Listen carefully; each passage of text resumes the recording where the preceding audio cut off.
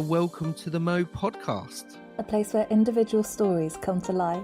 This is how we need to be communicating with people. This is how we support people's personal development.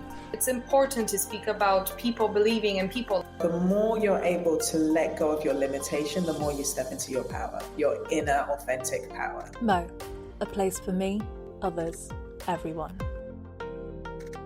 Welcome everybody to another episode of the Mo Podventures. Today we're joined by Aimée Hardaker. Welcome, Aimee. Thanks, Alex. Hi. And Aimee, would you introduce yourself to us without using labels, numbers, or job titles? Who are you?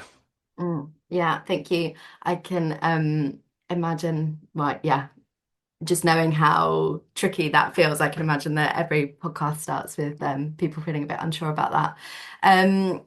I say, without labels, I like to think of myself as a creative person. So at the moment, I spend my spare time doing some pottery, whether that's like painting or making it. And I also trying to fit in as many like Pilates classes as I can during the week as well. So yeah, those are kind of the things that I spend my spare time doing. I know that you said not to talk about labels, but I have quite limited spare time because like a big part of my identity is also being a mum.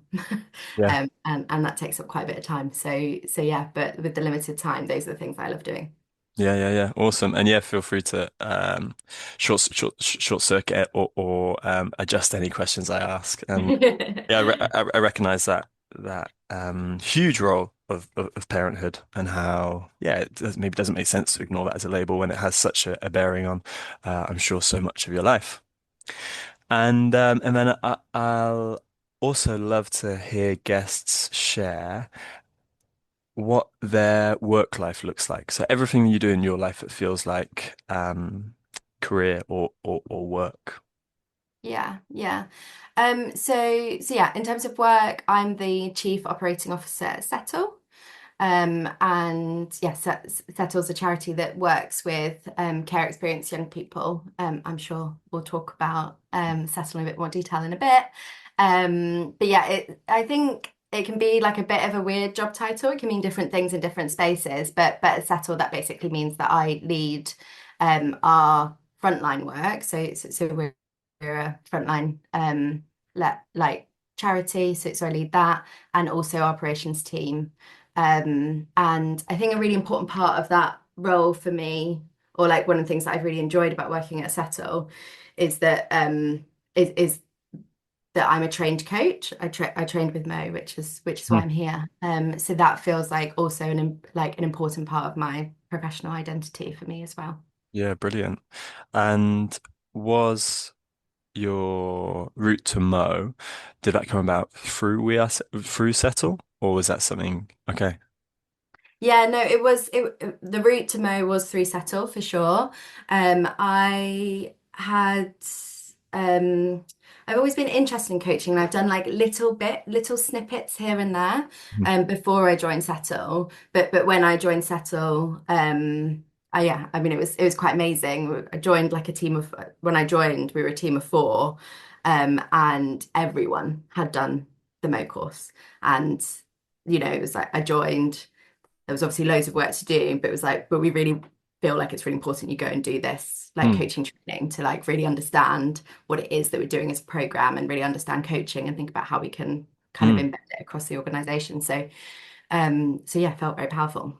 Brilliant. And what was that like joining a small team of 4 where everyone had a coaching qualification and you didn't yet? Yeah.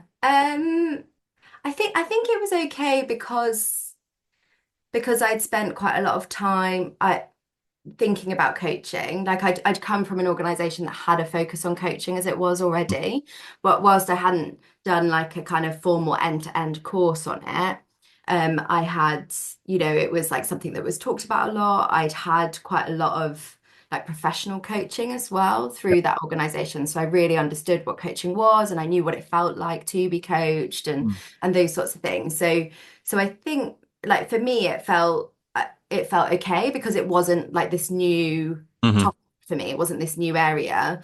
But yeah, I can understand that if it's a brand new thing for you and you join an organization where that is what everyone's doing, I can imagine that that can feel quite intimidating.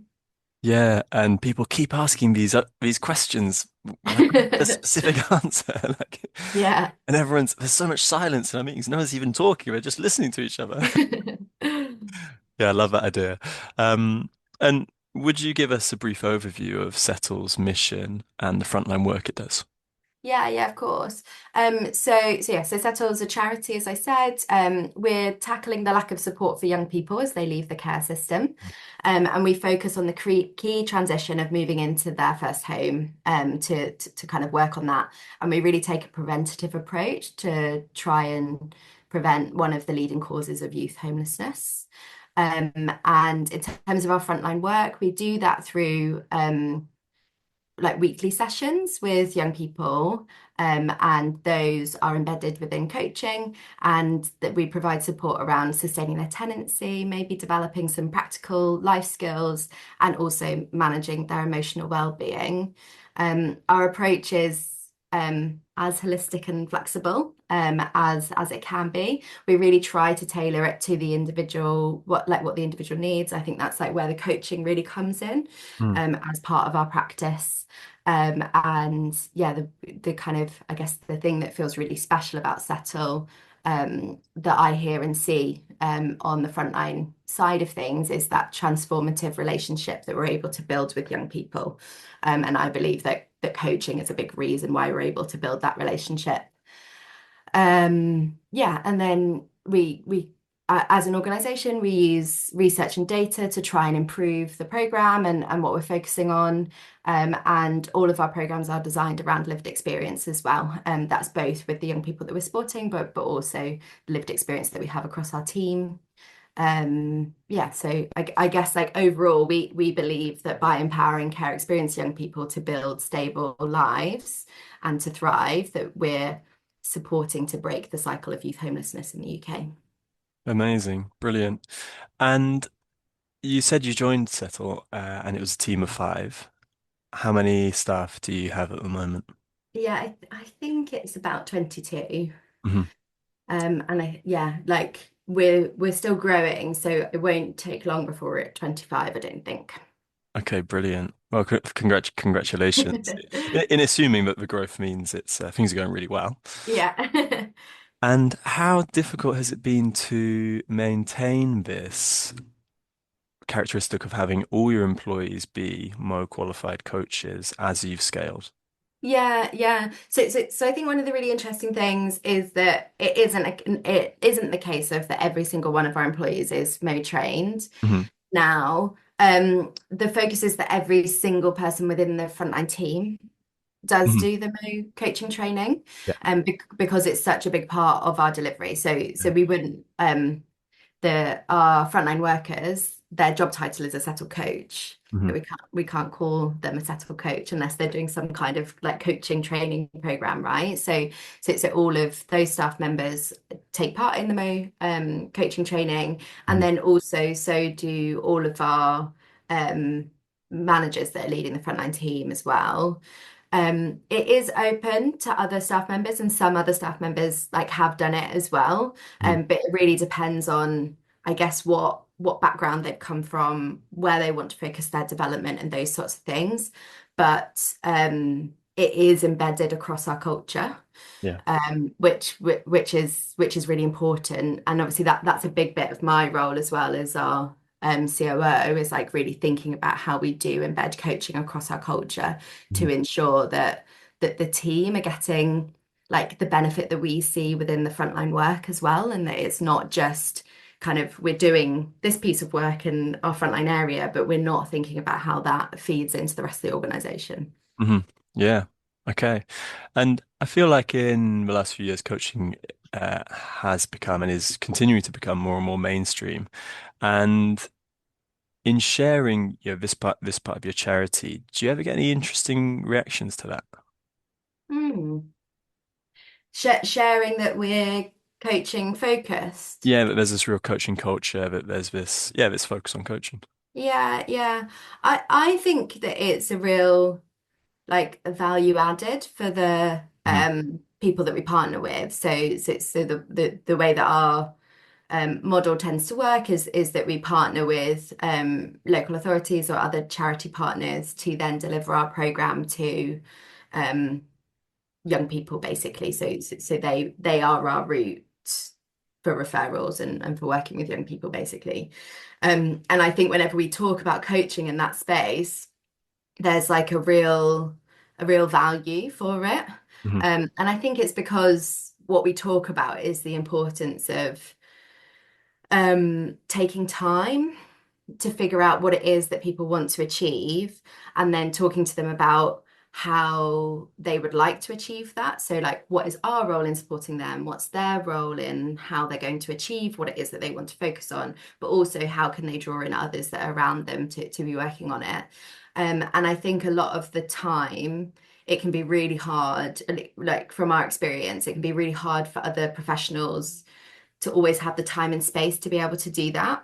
Whereas I think one of the things that's really powerful about Settle, and like the fact that as a whole organization, we really see the value in coaching, is that Mm. we've structured things so that that is an integral part of our program, is that the Settle coaches need to have the time to work with young people in that way. And it does take longer, like supporting someone to figure out what it is that they want to achieve and then thinking about how they can achieve it takes longer than saying, this is your next step and this is the way you do it. Yeah. And I wonder internally, with there being such a coaching culture, where it feels like there can be resistance to applying coaching principles to discussions, decision making, etc., and where you maybe take a more direct approach rather than using a coaching approach to navigate discussions. Yeah, it's interesting because I guess like an important thing to say is that our program, it's not pure coaching. So in the way that you might see like a life coach or a business coach or things like that, and kind of you sit opposite each other and you like start the session, Mm. all of those sorts of things. It's not pure coaching in that way because there are, it's a tenancy support program that's embedded within coaching that it, uses a coaching approach. So there are some of those like more like sometimes directive moments that do need to come up. But I think the thing that I've learned over my time at Settle and the time that I've been interested in coaching before that is that I think that there is still a way to have that directive approach, but have it like grounded in what it is that people want to achieve as well. And Mm. I think you can do that within organizations too. I guess for me, like coaching is almost on a scale in some ways Yeah. where, kind of I feel like everything that we're trying to achieve at Settle is, grounded in what it is that young people want to achieve. And then like thinking about our culture as an organization, it's grounded in like wanting to talk to the team about like how can we help them develop a sense of belonging at Settle? Like how Mm. can we, all of that is underpins it. And yes, there might be some like directive things that we do because people have set responsibilities within their role, Yeah. but all of them are like underpinned by what it is that we all want to achieve as a team. And then I think that's where the coaching comes in. And then of course there will be moments where we do have, like there might be a kind of line management conversation that is way more focused on coaching than it is on direction. And maybe there are moments where you need to be more directive than coaching, but it's always underpinned by understanding what it is that the staff member wants to achieve. If I don't know if that makes Yeah. any sense. Yeah, absolutely. And it's coming to my mind in kind of coaching terms of like the goal the goal is really clear, and that's for through line that sometimes wanders through coaching to get there, or sometimes it's like propelled by coaching fuel, and sometimes it's propelled by slightly more directive approach. Yeah, and of course that there are moments when like not everything can be you sit down and have a coaching conversation, right? I think particularly in the type of Absolutely. work that we're doing, like say there was a situation where like someone maybe performance wasn't exactly where it needed to be and they're working directly with young Mm. people. We can't sit in a space where it's like, okay, well, we'll just keep on having coaching conversations and hope this improves. Like sometimes there is a point Yeah. you know that's important because you need to be keeping like the people that you're working with safe, isn't it? But I think that there is a way that you can kind of manage those two situations, like the need for being directive and the need to have kind of a more open, collaborative approach. I think you can hold them together and think about the way that they work, not in competition and more in like collaboration together. Yeah, yeah, amazing. And on the Mo course, we spend quite a lot of time looking at one-to-one coaching sessions in a established coaching container. And I'm really aware that a lot of what we're talking about here feels like, yeah, like you're saying, applying a coaching approach or being grounded in coaching principles while still being outside of what we might think of as a coaching session. Where do you and don't you feel like you are a coach? Mm. Where do I and don't feel like I'm a coach?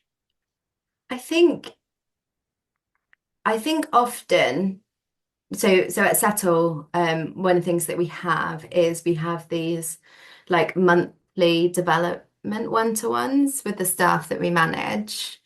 And I think those very much feel like they are like truly in a coaching space, if that Hmm. makes sense. Like that is what those feel like that they are. Um, I guess like for me, that there are bits of my role which is about, you know, we've collectively set the strategy of the organization. And these are the things that we've agreed that we're going to do. So, so, so I think like some of those sorts of moments where it's like, okay, this, you know, this is what we've agreed to do.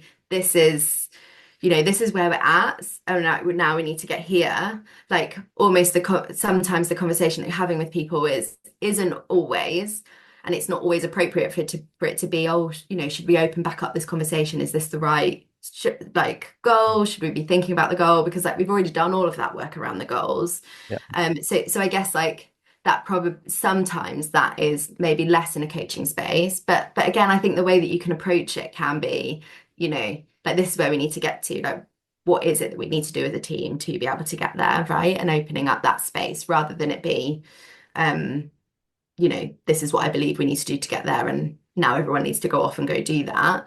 But it's probably those moments where it's maybe feels less like I'm a coach, if that makes any sense. It's more like Yeah, you're using absolutely. coaching principles to support what it is that you're trying to achieve as an organization. Mm.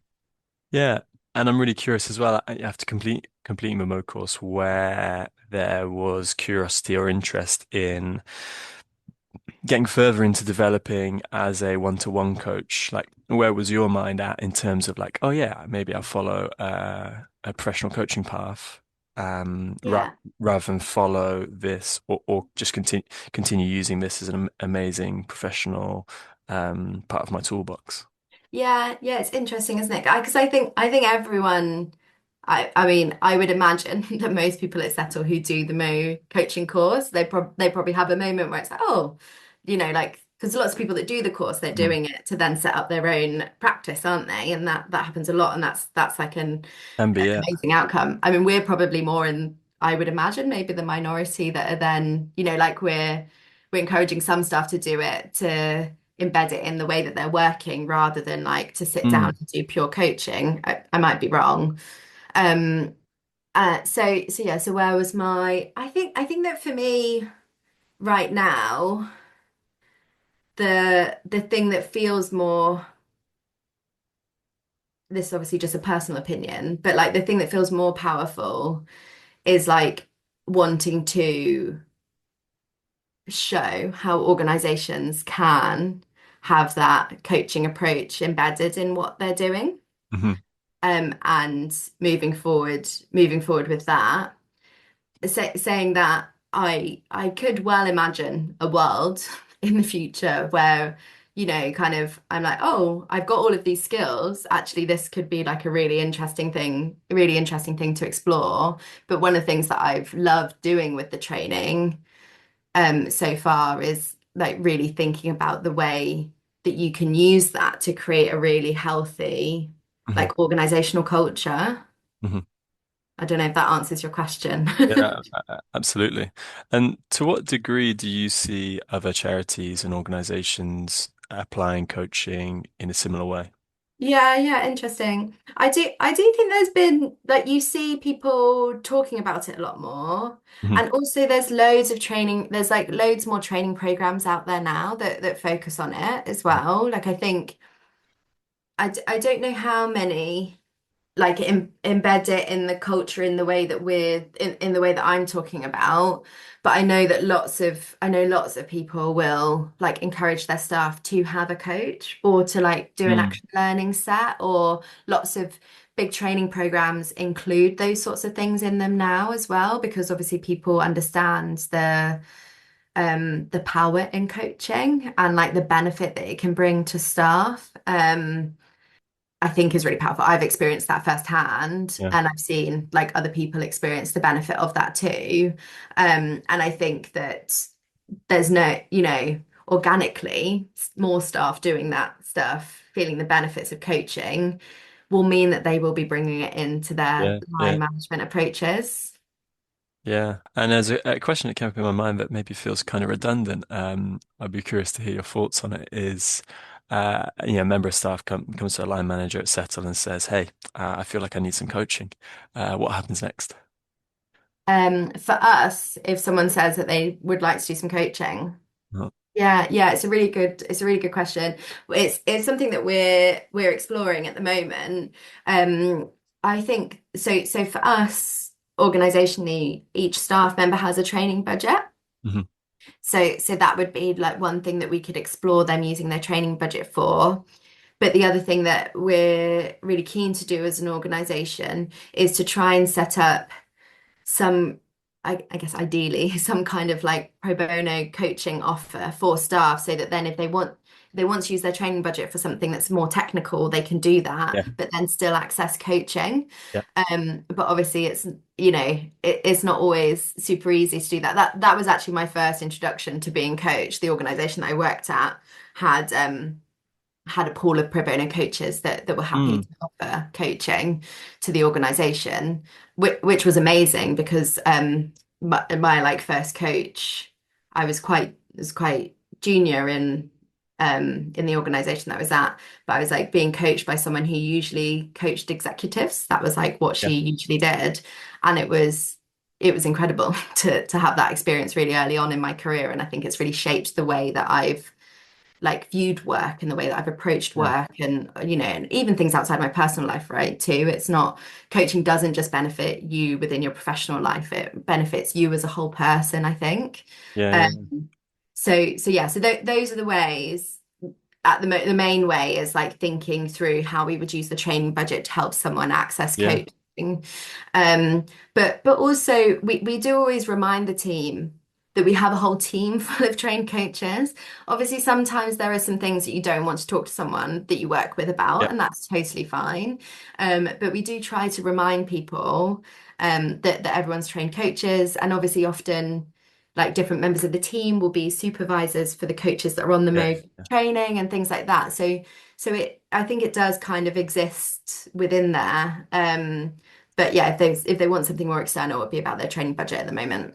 Nice. That's brilliant. And that was also partly why I felt like the question might be redundant because it's like, well, if they're having a monthly meeting that's very, very much coaching and Yeah. there's coaches all around them using a coaching approach, they might not feel like they really need coaching. Um, I yeah. think there are always things, or at least from my experience, there are always things that you maybe want to talk to people who who aren't who don't know you in the same way. I think there's Mm, something really valuable about it being someone external who who you build that like safe space relationship with. At least that's definitely yeah. what I found over the time that I've used coaching for sure. Yeah. Yeah. That externality, external kind of nature, Yeah. can definitely be really impactful. One of my clients took me on or chose me as their coach precisely because I didn't have any background in startups Hmm. and wouldn't be coming in with any of the same biases that they already have in their decision making and would sometimes have some fresh perspectives. And it's very, very rare that when they and I work together, my lack of context for what they're doing becomes a problem or as a challenge. I mean, that's the great thing about coaching, Mm. right? Is that it almost like if you're, I don't know, if you're doing it well, you shouldn't need that context, Yeah, right? Because then you're stepping into something that isn't coaching. exactly. And you mentioned receiving some coaching from this executive coach Hmm. when you weren't an executive. What did you feel you received from them that you may not have received from a coach that didn't have that experience? Oh, interesting. That is really interesting. I've not reflected Mm. on that conversation before, on that like perspective before. Um, I think at the time it really felt like um it really felt like I was like being encouraged to think about the bigger picture all the time, if that Mhm. makes sense. I don't know. It's hard because like I'm sure another coach would do the same thing. But it kind of felt like that was what was going on. And also, like we would you'd always have like the bit before you're in the coaching and the bit that you're out the coaching, right? And we'd have like little conversations. And the other thing that she also did was she helped like recruit into those roles as well. So I think the thing that was I don't know, almost I think the benefit was probably outside of the coaching in a way, Right. like just hearing that was like what people did, that Yeah, yeah, that there were like specific people that recruited into those roles, and that there were people that were like thinking about the skills that they needed to develop to be able to get into those roles and some of those sorts of things. yeah, yeah. Maybe one of the things that she did really focus on with me, which I don't think this was just because she was an executive coach, but she spent quite a lot of time um, really helping me figure out like what my values are, like what Nice. is it that makes me like want to come to work, like what is it that feels important, what, Mhm. all of those sorts of things. So yeah, so I guess maybe the benefit of an executive coach, say, versus a life coach is that it was very specifically work focused, Yeah. which I think was helpful at that point in time. And maybe it was quite broad because of the types of Mm. people that she like the other types of people that she would have been coaching. Yeah. Yeah, and what you're saying about those bits at the start and end of a session or kind of like that outside the coaching makes perfect sense to me that, oh, just having the context that this is someone who works with executives and is seeing the best in me. So maybe they also see me as like an exec or a future exec or like, oh, they're really like working alongside me and maybe impressed with like how I'm operating or like encouraging me. That must mean I'm like similar to that. Yeah, absolutely. Yeah, it was almost weird that someone was willing to give up their time, like Yeah. give up their time because it was free, right? To spend time with someone that was very Yeah. junior Yeah. in their career to yeah, in comparison, she could have been spending her time with like a CEO, right? Mm. Yeah, amazing. And it sounds like that might have been quite an important or a significant moment in believing in your own ability to lead. Yeah. Yeah, it's interesting, isn't it? I think that coaching has been a really big part of that for me because, and I don't know whether I think it's really helped to shape the way that I view leadership. And Mhm. the organization that I was at before I joined Settle, one of the things that they really focused on was like leadership development programs and things like that. They did it within the social work sector, which I guess is what then led me on to being interested in working somewhere like Settle.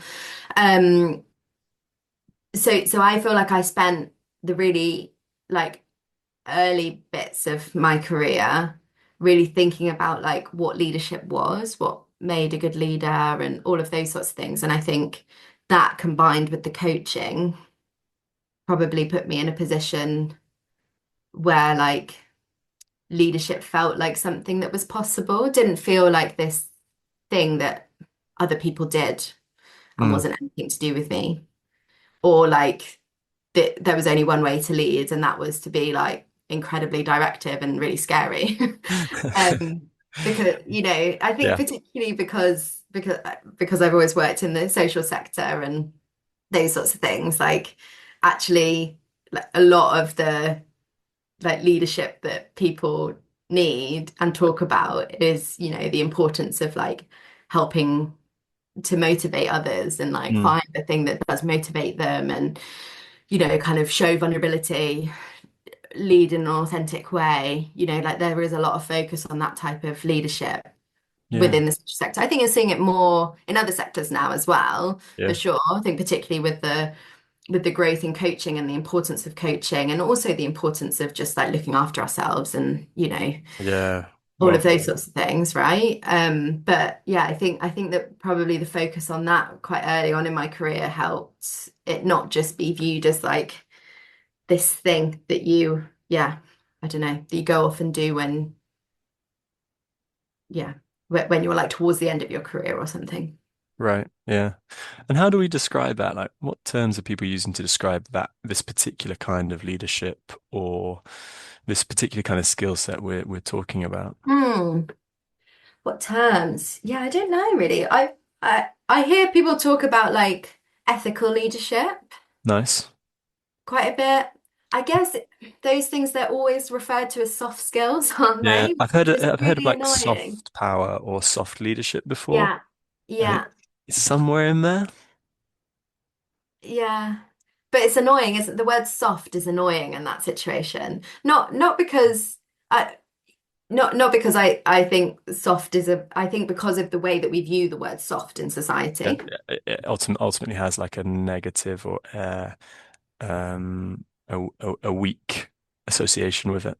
Yeah. But whereas actually I think that type of leadership and like doing things like coaching and things is anything but soft. I think Absolutely. incredibly hard, Yeah. and I think it's incredibly powerful. Yeah. And actually, part of the reason why coaching is so transformative is because it's incredibly difficult. Like you have to be willing to like be vulnerable, Yeah.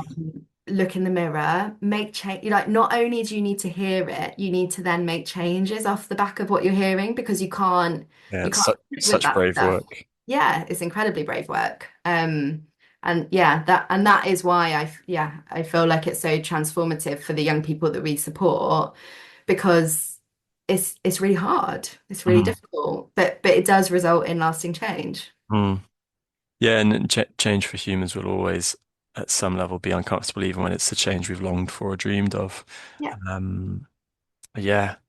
Wow. And yeah, when we're thinking of like training for the coaches working with these young people, like how much, like roughly on balance, like what percentage of it is we want to train you in the coaching and we want to train you in like understanding or being able to communicate things about the housing system and Mm. and we want to train you in understanding or being able to communicate about the care system. Yeah. Yeah, it's a good question. I wouldn't actually know the percentage, but that is such an Yeah. interesting question. I kind of feel like we should find that out. Um, I feel like my hunch would be that it's reasonably equal actually, Mm. because of the situation that we work in, we it's not possible for us to train all of our team on all of the technical bits of information that they need to know. Mm. So actually having that kind of more comfortableness with not being an expert and all of those sorts of things, which I think comes from coaching Yeah. a lot of the time, is actually like incredibly important. So we'll train them on the things that we feel very confident are going to come up with most of the young people that they work with. Mhm. But like we obviously, we don't train them on the stuff that, I don't know, might come up once every 2 years or something. Like we just don't know how often it's going to come up, sort of Mhm. situation. And so then I think like the coaching that's where the coaching really comes in. Is like it's the way that they're working with young people, but it's also the way that they like approach their own learning and development. Or, like if a young person asks them a question and they don't know what the answer is, they feel Hmm. comfortable saying like, "Oh, I don't actually know the answer to that. Let me go and see. Let me go and do That's some research and then I'll come back to you." So I would say it's probably pretty equal. yeah. Okay, interesting. And for these care leavers, what does a successful transition out of care, how do you define that as settle? Yeah, good question. So in terms of so we usually come in at the point that they have moved into their property. So they've moved from like some kind of housing that they were in. It might be supported housing or something like that, and they've then got their tenancy and they've moved into their usually for us, like social housing Hmm. situations. Sometimes we do work with some young people that are in the private rented sector too, but the majority of our work is within social housing. So usually we come in at a point that is that has been quite overwhelming for them because they've like moved from this one setting which is probably a bit more supportive Hmm. into a setting where there isn't like Yeah. I guess paid support around them. Like they might have other forms of support around them, but yeah. And quite often for lots of the young people that we work with, they might move into a property or usually without flooring Mm. and without white goods and some of those sorts of things. So usually at the beginning it is quite our like focus on a positive transition Hmm. is usually quite focused on some of those practical elements. So we have resources and we'll go through with them to see what what else needs to be set up in the home. Like have they done everything that they need to do, like set up their electricity, Yeah. like all of those sorts of things, all of the basic stuff that when we move in that almost you don't know unless someone tells you, like that Yeah. you don't know those things unless someone sits down and does it with you. And actually, a few years ago we moved house and I used all of our resources to help me Brilliant. not forget about the things that I needed to Yeah. do. Because Yeah. I think by then maybe it was like our third or fourth move. I mean, maybe even longer if, but third or fourth move since we were adults, and I couldn't remember all the things I used to do. Yeah, and it strikes me that transition is really difficult, even when you're in a really like supported, like positive frame of mind, let alone where you might be having like challenges in your personal life, having just left care, or having a big change in some of the scaffolding or your support network. Like, yeah, Yeah, wow, shifted. what a difficult transition. Yeah. Yeah. So at the beginning, it's very much about like, I guess, kind of making sure those practical things are in place to Mm. make sure that things don't build up, basically. Mhm. And doing things like maybe applying for some grants to help them get flooring or, kind of some of those, almost like the basics, the bones of having a house, just Yeah. having a house. And then after that, we'll then start to like explore some of the areas that they might want to like focus on a little bit more. So for some young people, it might be like, oh, I really want to think about how I can decorate my house and how I can make it feel homely and like what is it that I need to do that? Or for some young people, it might be, my mental health is in a really bad place. Like I'd really Mm. like to get some support with my mental health. Like where can I do that? And those sorts of things. And Mhm. we're actually really the other thing that I think is really powerful alongside coaching is therapy. And we're really lucky that we have some funding so that if young people want it, they can access Brilliant. private therapy through us as well. Um, so yeah, so I think that successful transition looks like helping to get those kind of practical um like bones of being able to thrive there, and then really focusing on kind of what are the individual things for each person that they need to be focusing on to really feel like they are thriving, not just surviving. And I think yeah, and that's different for each young person. We don't have like oh, we go through these 10 modules Yeah. and that's what we do. It's really led by what the young person wants to be focusing on. Brilliant. It's, coaching principle 101. Um, and while appreciating that not all of the work between your settle coaches and the young people will feel like a coaching series or like a coaching partnership. How is the work between those two parties structured? Yeah. So they will usually meet once a week. Hmm. Like those sessions are, it depends on what they're focusing on, but they're usually an hour, but it can be longer if it needs to be. Usually they're in person and we would usually travel to the young person. So we go and Mm. see the young person where they're at rather than asking them to come to Yeah. us. And we find that really helps with people being able to access the program. Yeah, yeah, yeah. But sometimes we might do something online or maybe over the phone, depending on what is going on and what's going on for that young person. We one of the really interesting things pre-COVID, we basically did hardly anything over the phone or online, Mhm. and then COVID happened, and obviously everyone had to switch to online delivery. So that's what we did. We made that transition, and actually we had a few young people that even like before COVID had been struggling with their mental health, and they were like this is what I needed. Like I needed not Mm. to have the pressure to need to leave my house or need to be okay with someone coming Yeah, in. So we've now have a much more, I guess, fluid delivery model depending on what works for the young person. And most of the time that is in person. But depending on what's going on, we can be flexible on the way that we deliver. amazing. And yeah, let me get into specifics. Like, is there an intro call? What's that first Yeah. introductory moment? Yeah. So there is always a coach would obviously phone a young person, introduce themselves, tell them a little bit about the program, see whether it is something that they're interested in doing, because they've obviously been referred by another professional. And then usually we'd explore how they'd like that first meeting to be, Mhm. whether they would just like that to be with the coach, whether they'd like it to be with the other professional Nice. that referred them.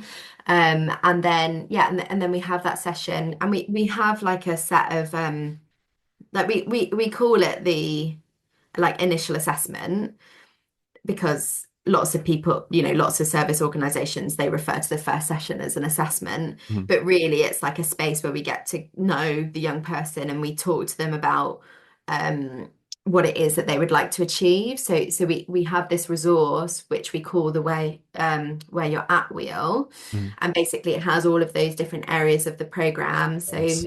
topics related to money, topics related to well-being, topics related to um tenancy, and we sit down with them and we talk to them about like how confident they feel in each of those areas, like what do those areas mean to them, is Brilliant. there something they'd like to focus on in the program, like all of those sorts of things, so that we really like know them and Mhm. understand what it is that they want to focus on. Of course, there will be some things they're telling us and there'll be some things that they're not telling us, and that's totally Yeah. fine. We've just met them.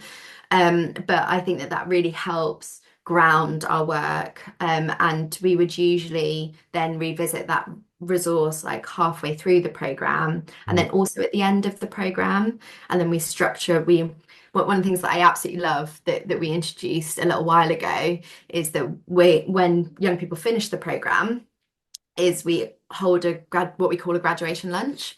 So the Mm. coach and the young person, they go out for lunch together. The young person gets to Oh. decide where they're going for lunch. Oh. Um, it's so nice. And then, they'll reflect on how the program's been. Yeah. The coach will share some like feedback on some of the achievements that they've made and all of those sorts of things. And it's a really, yeah, I'm always jealous whenever I talk to a coach and they're like, I'm going to go do a graduation. I'm going here.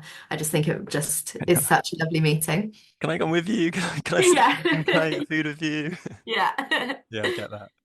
And I bet, yeah, I love that as a coach, getting probably a real variety of different working lunches of like different Yeah. types of food. Yeah, great. Yeah, for sure. Someone was saying the other day that they're going for brunch or something. And I was like, that sounds perfect. Just on like a Yeah. random work day going for brunch. And it's just such a lovely, it's such a lovely thing, like shared moment, because that relationship has been so important for Yeah. both parties. Like I know that I know that there's always a dynamic, isn't there, when you're doing service delivery work, because like the person that is support, like the person knows that the person that's supporting you is getting paid to be Mm. there. There's always that. There's that in coaching a lot of the time. There's that in therapy. It exists in lots of these spaces. Mhm. But I think like being able to, like the coaches really do genuinely care about the young Of people that course. they've been Yeah. supporting. And like you'll know that from the clients that you support, like you really care about them. And it's just such a lovely way to have an ending. I think particularly for the group of young people that we work with, because a lot of the time the endings that they've experienced in their life have not been positive endings and they haven't been Yeah. easy. So I think being able to have that moment where like someone tells them all the things that they feel like they've achieved really well and all of the things that they've enjoyed working with them, and then they celebrate that with a lunch, I Mm. just think is, yeah, so lovely. Yeah, that's brilliant. Such importance on beginnings and endings. Like, Yeah, so important. Shapes our experiences so much. yeah, for sure. Roughly how long might a partnership or that one-to-one support Last. or yeah. Yeah, yeah. So it's usually around 6 months. Hmm. But again, is kind of based on what the young person needs. So we will work with young people for longer. We have worked with young people for shorter. The times that we find that we work with young people for longer is like maybe when something quite complex has happened in their life that's made it Hmm. hard for them to continue to like consistently access the program, or if there's been like a safeguarding concern, for example, Yeah. like that they might have still been accessing the program, like accessing support, but we maybe haven't been doing the program.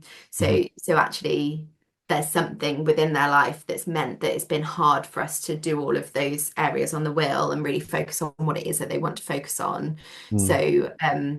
So yeah, we tend to work with young people for longer in those types of situations to make sure that they get the most out of the program that they can. Mm. Yeah. And you talked, and it was fantastic to hear and get this insight into journeying that partnership or that support. And what do you do in order to set them up for success as they transition away from having a particular kind of support in their life that's having an Yeah. impact to its absence? Yeah, it's a really good question. It's something that we talk about a lot because it's, it's not easy for coaches to have that ending either. Mm. They really care about the people that they've been supporting and they feel worried about what will happen when they're not there anymore. Mm. Um, but also it's, it's not possible for someone to be on the program in a never-ending way. So one of the things that we do talk about is like how can we transition or think about the other areas that they could get support with them. So Mm. like really talking to them about it and giving them like as much control as possible. So if one of the Brilliant. things that they've really enjoyed is like having someone that they can see every week, is like, okay, well, what should we look at what other community groups might be in your local area? Like, where is it that you could have that? And I think that's really important. It depends what young people want to focus on. Um, but the other thing that we have at Settle is that we have our Settle community, Mhm. which is something that young people can choose to join after they finish the program if they want to. And through that, they can access like one-to-one drop-in sessions, like Nice. because life isn't linear, right? Yeah. Like when someone finishes in the program, like there could be something that comes up in their life at some point they just need a little bit of support with. Yeah. And part of the reason why we're working and we're involved in people's lives is because they maybe don't have somewhere else to go. Mhm. So we recognize that as an organization, and what we don't Mm. want it to feel like is like when our program stops, they feel like they're coming off a cliff edge, because Yeah. lots of people that have experience of care talk about the cliff edge and that's what it feels like when they're leaving care. Mm. So we have these drop-in sessions that people can access with a coach. So it's still with our trained coaches. They get like a one-to-one session where they can talk through something that's like challenging for them at that point in time. Mhm. But then also we run like some community-based events as well. Mhm. So last year our like winter celebration was we took a group of young people to Dishoom for like like a festive lunch. Yeah. And actually this weekend we're doing our graduation session where like all the young people that want to come that have graduated, have finished the program, can Mhm. come and celebrate together. And like people do people might share games or like do different things together, and then usually we give them a gift as part of that event too. So we really try and think about external sources for community, because it may not be that they want to continue connecting with Settle, and that's totally fine. Mhm. But then we also think about the things that young people can do who do feel like a really strong affinity to Settle as well. Yeah. Yeah, and it's often such a personal journey that you create bonds with when you're being coached. And it makes total sense that they're gonna want to stay connected and still feel connected. Hmm. Yeah. This is maybe a bit of a shift in conversation, but it's Hmm. something that is often present in my mind when I'm talking to people who work in the third sector in charities. This idea that when the government isn't providing care or support for parts of our society, charities will often step in or provide a service, and how functional that model on a kind of broad societal level feels to you right now as someone who, yeah, really works at that boundary. Yeah.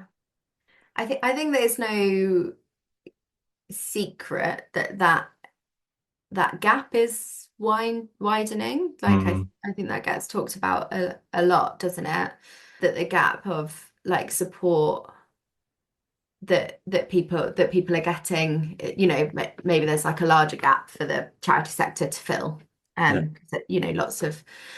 Lots of people, lots of services within the sector talking about like incredibly high demand and, highest demand that they've ever had, all of those sorts of things.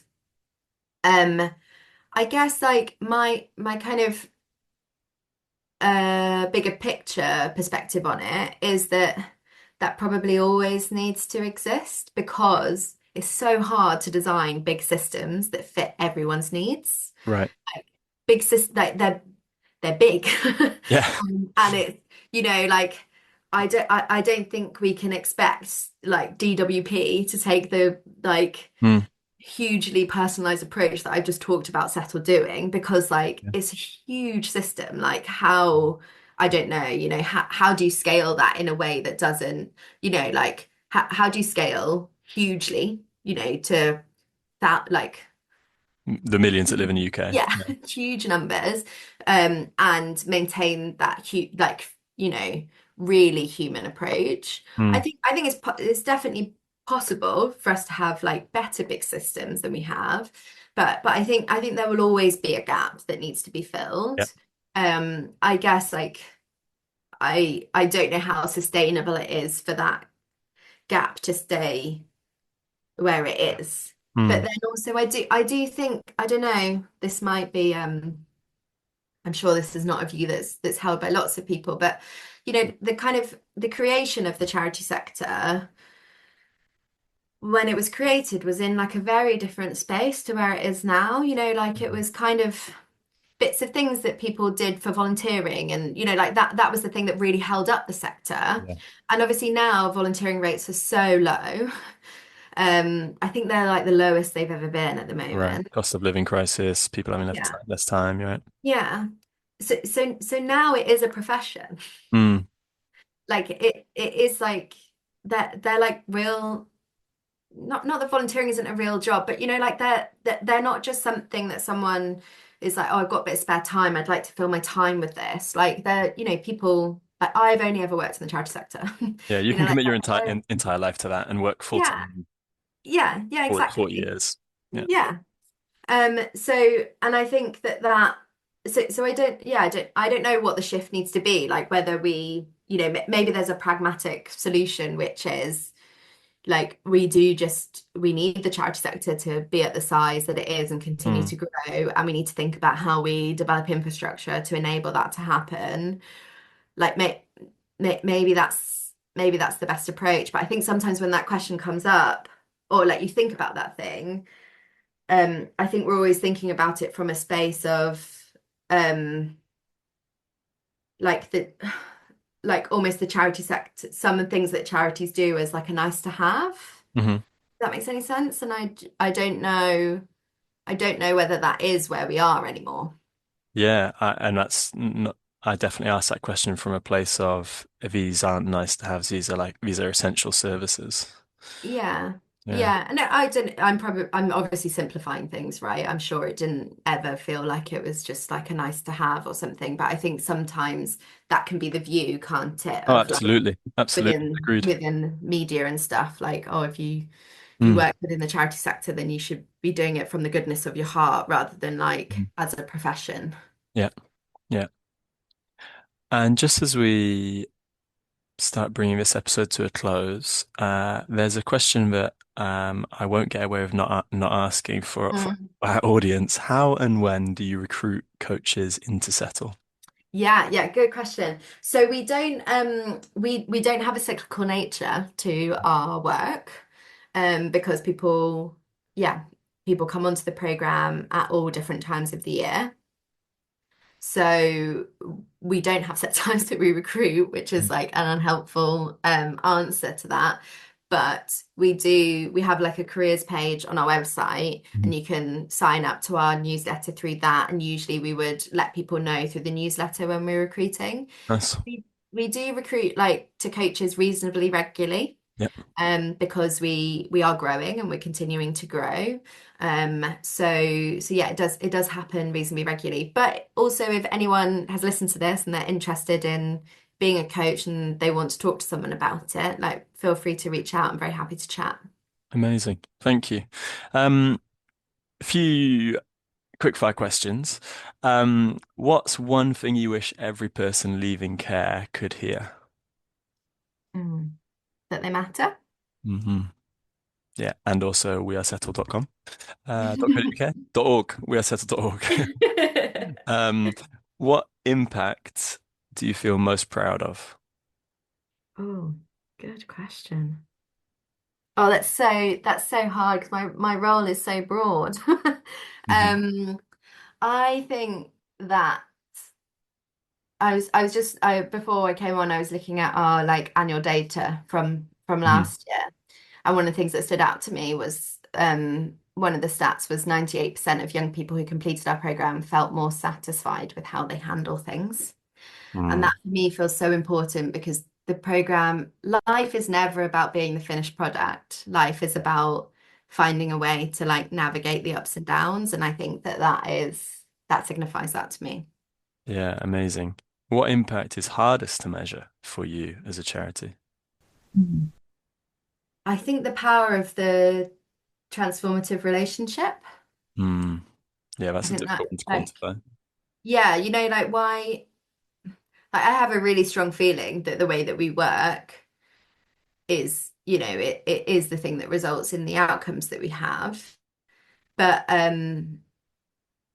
like how do you show and measure that that's the thing versus like, what happens if we just had like if we had a very structured online program, for example, Mm. where they just like went through some modules and maybe didn't Mm. have that transformative relationship, like how, I don't know, yeah, I'm rambling a bit, but like how No, I do you get it. measure that Yeah, power? it's a question I often ask trainee coaches on the coach training courses I run is what percentage of your impact do you think is based on the relationship you form with your coachee versus what you say or do in your coaching sessions?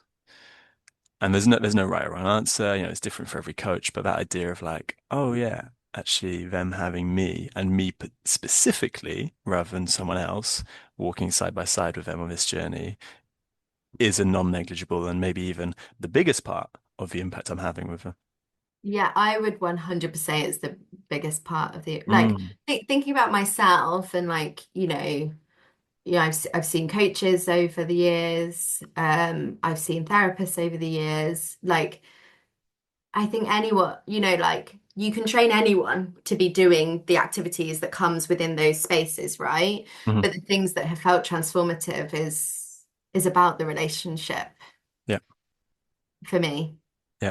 Yeah. And the two are so tied, How could I have shown them that I had so much belief in them and had so much support and energy for them without listening or without, being in this coaching way. How could I have created that bond without this coaching skill set? And Mm, also like, yeah, it would have been like how could they have felt that impact if I wasn't really turning up for them, or if we hadn't been able to create a bond together.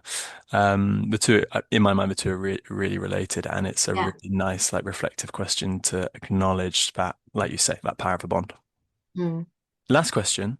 What question would you give to our coaches to leave us with? Mm.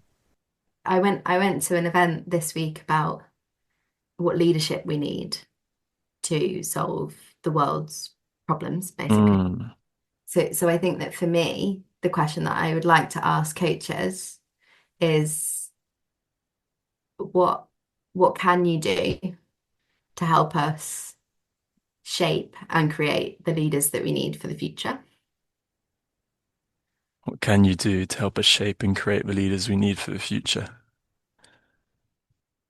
Fantastic.